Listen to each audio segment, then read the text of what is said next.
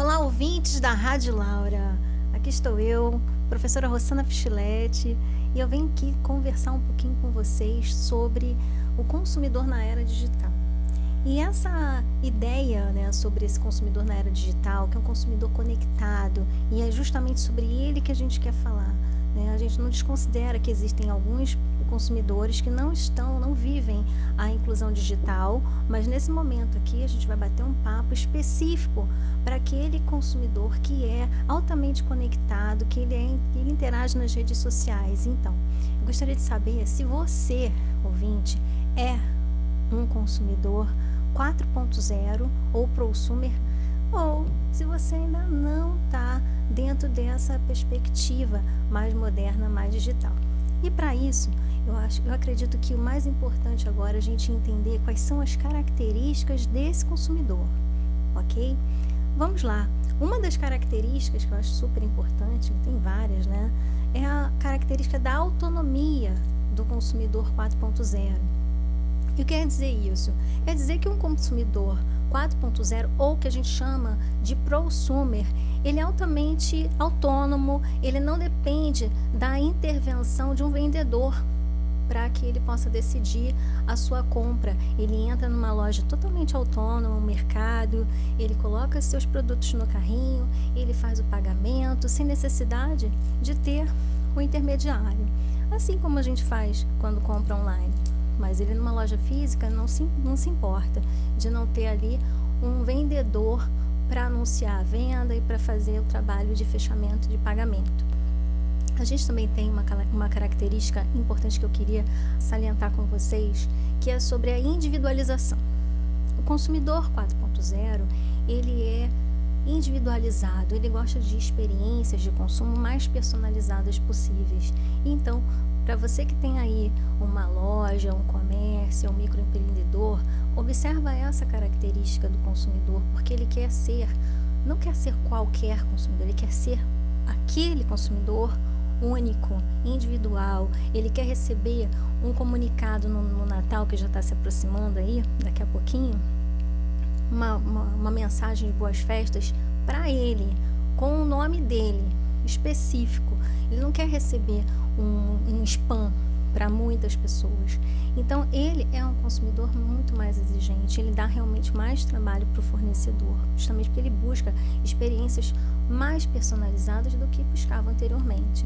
É por isso mesmo também que é interessante que as empresas se adequem a essa realidade, oferecendo produtos que são extremamente capazes de serem personalizados, como, por exemplo, um modelo de roupa, um modelo de tênis, enfim, qualquer produto que ele possa ali trabalhar algumas características, como a cor, não só o tamanho, né, mas como a cor, como o formato, entre outras situações que sejam feitas on demand, que seriam uma coisa sob demanda específicas. A gente tem também uma característica que essa eu acho essencial e a gente tem que tomar muito cuidado também, que é a algoritmização. E afinal, o que seria a algoritmização? É uma boa pergunta, né? A gente fala tanto da influência dos algoritmos na navegação, né, Rui? E qual é a ideia aqui? A ideia é que esse consumidor ele acaba sendo influenciado por todos os cookies que são colocados durante a sua navegação. E isso pode representar um perigo, sim, uma vez que, muitas vezes, aquela venda vai ser definida por força dos próprios algoritmos, lotando eles, né, de mensagens publicitárias. Exatamente. Então, o que acontece? O que o consumidor ele pode fazer? Ele tem que saber, tem que ter essa consciência de que a sua navegação está sofrendo essa influência e decidir se ele realmente vai comprar, adquirir aquele produto que está sendo ofertado ou não. E até mesmo quem é mais próximo a pessoas de tecnologia da informação, que a gente chama de TI, a gente tem muito para aprender com eles, porque eles dão uma dica essencial, que é o seguinte: usar os algoritmos ao nosso favor. O que seria usar os algoritmos ao nosso favor? É entrar, por exemplo, nos sites de busca e, já que você está precisando de um determinado produto, já começa a fazer ali aquela navegação no sentido da compra e comumente você vai receber uma situação vantajosa depois. Então não pode ter pressa. Já faz a busca, já vai buscando ali o produto e aí os algoritmos vão entendendo aquilo que você está necessitando e vão te mandando as ofertas. E assim, a gente tem exemplos de pessoas que começaram na navegação, na busca de um produto de R$700 e acabaram adquirindo por R$500 até menos. Então é usar os algoritmos ao seu favor, isso é uma dica, tá? Claro que em algum momento, se você perceber que o efeito está sendo contrário, né, que os preços estão aumentando, como por exemplo em viagens, né, onde os pacotes aumentam porque você está buscando aquele tipo de produto, ou passagem, enfim, aí o interessante é fazer um movimento contrário, fazer a limpeza dos cookies do seu dispositivo para reiniciar toda a navegação, para não ter realmente, né, o que a gente acaba chamando uma prática abusiva do geopricing. Bom, a gente já tem aí, nós já falamos sobre algoritmização, sobre individualização. O que é a característica do protagonismo? Pelo próprio nome, a gente entende que o prosumer, ele é protagonista. Ele assume um cenário de protagonismo e a gente acabou de ver que ele é autônomo, ele é individualizado, ele não só se acha um super cliente, porque ele é realmente um super cliente, ele entende essa realidade dele, tá? E ele é tão protagonista que ele quer o quê? Interagir com o fornecedor, indicar se por acaso aquele produto não foi bom para ele, ou até falar para o fornecedor que ele necessita de produtos melhores, mais específicos para a sua realidade. Então vamos imaginar aqui, eu tenho um cabelo grisalho, de repente aquele shampoo que eu uso não é específico, eu poderia estar entrando em contato com o fornecedor para falar para ele, por que você não faz um produto mais voltado para esse público? Então, é sugerir. Isso é uma característica da interação. E não só isso, do fornecedor, do consumidor sinalizando o que ele deseja para o fornecedor, mas também o consumidor colocando as suas experiências diretamente para outros consumidores. E como é que eles fazem isso? Como é que os consumidores fazem isso? Muitas vezes eles vão até a internet e fazem verdadeiros tutoriais de compra, contando, relatando suas experiências, por exemplo, em vídeos do YouTube. Então, isso também pode definir a escolha de um outro consumidor que esteja na dúvida se vai adquirir ou não um determinado produto. Ele vai até lá, por exemplo, no YouTube, dando um exemplo aqui de um canal que geralmente se tem, né? E ali o consumidor, ele já vai apresentar o produto, vai fazer até um duelo entre produtos para ele falar assim, olha, esse aqui foi o melhor, esse eu não gostei. E é claro que nesse momento a gente sempre diz que o fornecedor tem muito trabalho quando se fala de consumidor 4.0, porque esse mesmo consumidor, ele pode levar o produto, né? Ele pode contar as boas experiências, mas ele também pode entrar nos sites de reclamação e detonar o produto e contar justamente o contrário. É claro que existe uma questão de um limite ético, né? O consumidor não pode sair reclamando de uma forma injusta, né? Que vá denigrir a empresa. Isso também tem que ser observado, né? A empresa se defende também. Ela tem o seu momento de discordar do que foi falado, mas é um canal. Então, quantas pessoas, eu acredito que você, ouvinte, também deva muitas vezes decidir sua compra. Se está numa dúvida, dependendo do valor do produto, entrar no site do Reclame Aqui ou outro similar para buscar informação se a reputação daquela empresa, daquele produto é boa ou não é boa, né? Que experiência foi essa que os consumidores, outros consumidores tiveram, né? Então, outra característica que é hiper importante é a característica do engajamento. O consumidor 4.0, ele é engajado. Olha como é que ele é diferente das outras gerações. Ele é engajado porque ele está pensando nas futuras gerações. Essa, para mim, é a característica mais bonita que tem. Ele sabe disso.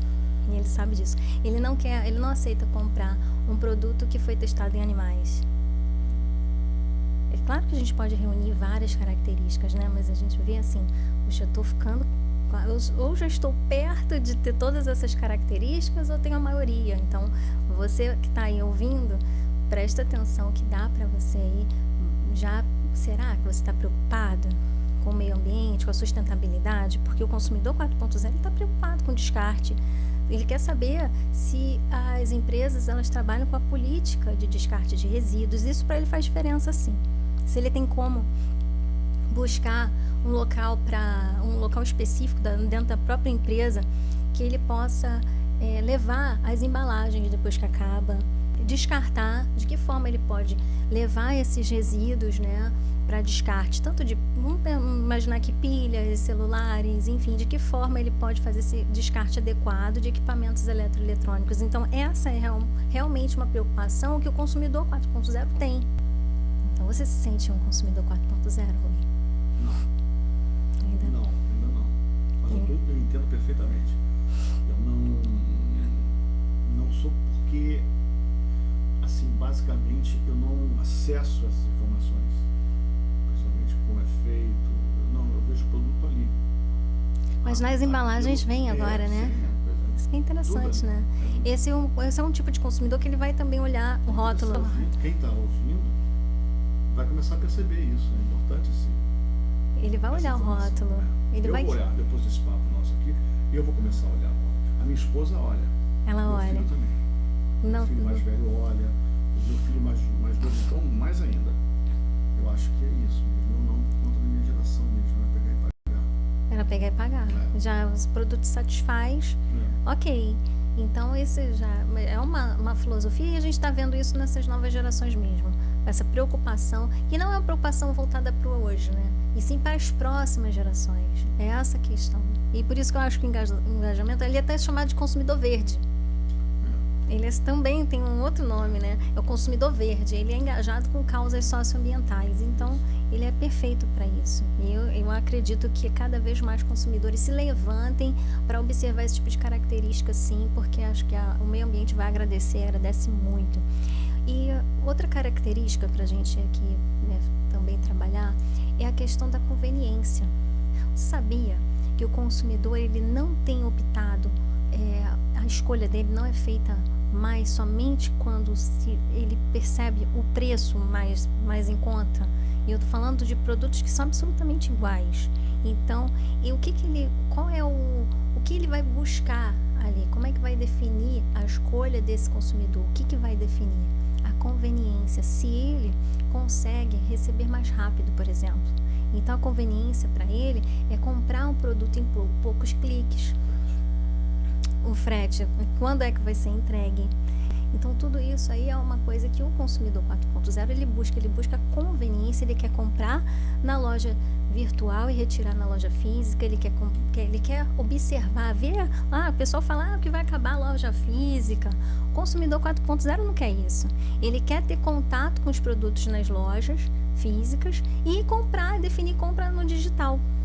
E vice-versa. Ele quer estar dentro do shopping, por exemplo, e sabendo que tem uma promoção online, fazer a compra online e retirar ali mesmo no shopping. Ele quer toda essa, que a gente chama de omnichannel. Ele quer estar online, ele quer estar o tempo todo. Ele não quer só um meio de compra, ele quer ter essa variedade mesmo. Isso é uma coisa que atrai muito. Você acha que o shopping vai ser assim? Eu acho que ele já é assim, né? Eu acho que é uma vitrine. Diversão e vitrine? Geralmente é. Eu acho, sim. Diversão e vitrine. Então, muitas vezes o consumidor ele não vai ali já naquela expectativa de comprar, mas ele já está conhecendo o produto. E tem outros consumidores que já viram no online, mas talvez ainda não se sentam seguros para optar. Então, vão até a loja física, aí sim para fechar, né? E aí a gente também vê uma variedade de lojas, de grandes lojas, que não tem hoje um estoque. Então, o consumidor se dirige até a loja e a loja mesmo mostra como é que é esse produto no site. E o consumidor ali, ele não está fazendo uma compra presencial, sabia? Ele está fazendo uma compra online dentro da loja física. Isso é bom que se diga, porque você, consumidor, sabe que quando há uma compra fora do estabelecimento comercial, você tem 7 dias para fazer o arrependimento, devolução, que a gente chama de direito de arrependimento, lá do artigo 49 do Código de Defesa do Consumidor, que é a Lei 8.078, de 11 de setembro de 1990. Então, ele tem essa possibilidade de fazer essa troca se ele não comprou o produto diretamente na loja física. Só que quando ele faz isso, quando ele está comprando online, mas dentro de uma loja física, a gente considera que essa compra não foi presencial. Não foi. Então, ele teria, quando ele receber o produto, ele tem esse prazo aí de 7 dias, da mesma forma que se ele tivesse comprado em casa, online. Então, essa movimentação, ela é importante, tá? E o livro? Segunda edição? Segunda edição do livro, né? É uma alegria. Esse livro, ele teve um prêmio importante aí, o Prêmio Livros. É um livro também que resultou de uma pesquisa. Todas essas características foram mapeadas. A gente faz o que a gente chama perfilar, né? Como a gente perfilou o consumidor a partir de uma pesquisa séria, né? Com o Comitê de Ética e Pesquisa da Universidade Viga de Almeida. Teve ali o financiamento da CAPES, que é do governo mesmo, enfim. Então, é um ambiente onde a gente tem segurança para falar que esse consumidor, ele tem uma mentalidade bem diferenciada, né? Um comportamento diferente dos consumidores anteriores. E a gente está falando 4.0 partindo do pressuposto que a gente está dentro de uma que a gente chama de indústria 4.0. E aí tudo agora é 4.0. Advogado 4.0, consumidor 4.0, indústria 4.0. E o consumidor, ele é 4.0, mas se a gente pensar no 1.0, ele não tinha sequer legislação. Ele não tinha, ele era hipervulnerável, ele não tinha sistema protetivo. Quando a gente chega no 2.0, a gente já encontra o quê? Da passagem do 1.0 para o 2.0, uma iniciativa do PROCON de São Paulo. Né? Vem o PROCON, o surgimento, né, de uma defesa do consumidor através do surgimento do PROCON de São Paulo, que se deu na década de 70, ou seja, antes dos marcos legislativos importantes sobre consumidor. Quando vem a Constituição da República, em 1988, aí já há uma determinação para que se crie um Código de Defesa do Consumidor, coloca o consumidor como princípio, como direito fundamental, né, no rol de direitos fundamentais, de garantias. Também coloca o consumidor como princípio da ordem econômica. Então, você já tem uma passagem do primeiro, né, da primeira geração para a segunda, que a segunda já tem legislação. Quando vem o Código de Defesa do Consumidor em 90, aí sim, agora sim, ele tem um ambiente altamente protetivo, um código que é muito bom.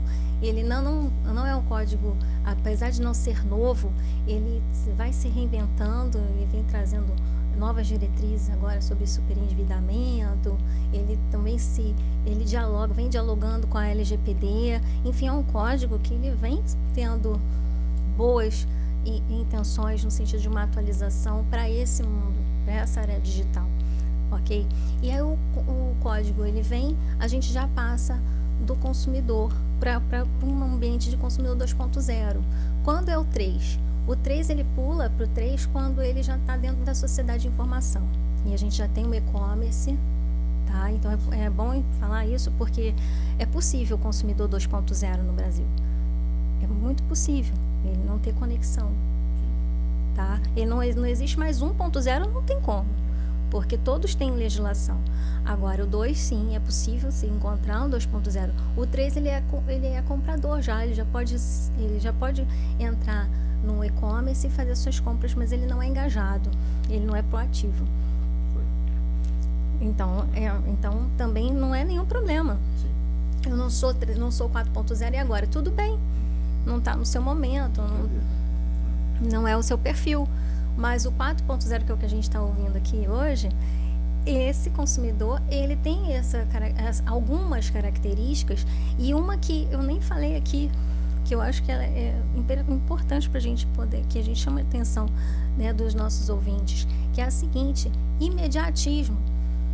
Esse consumidor, por mais que ele seja um consumidor consciente, um prosumer, conectado, né, ele é vulnerável. Ele continua sendo vulnerável. Não. A vulnerabilidade aqui é quando a gente observa que o consumidor, que aliás a vulnerabilidade integra o conceito do consumidor. Para ser consumidor, ele tem que ser obrigatoriamente vulnerável. Faz parte do seu conceito. Então, mas por que ele é vulnerável? Porque quando a gente chama atenção para essa característica do imediatismo, significa que ele quer comprar em poucos cliques. Então, a capacidade que ele tem de reflexão é menor.